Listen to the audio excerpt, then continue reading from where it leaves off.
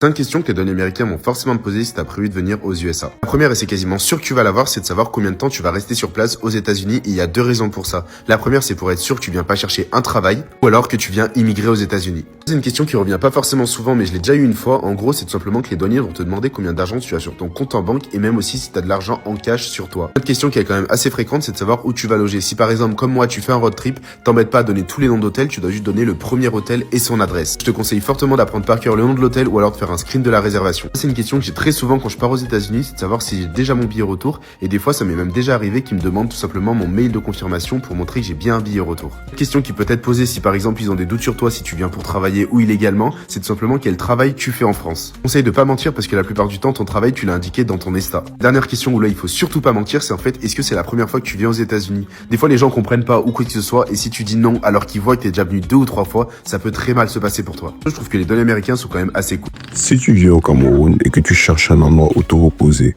contacte-nous et réserve ton appartement meublé à Eden Park House.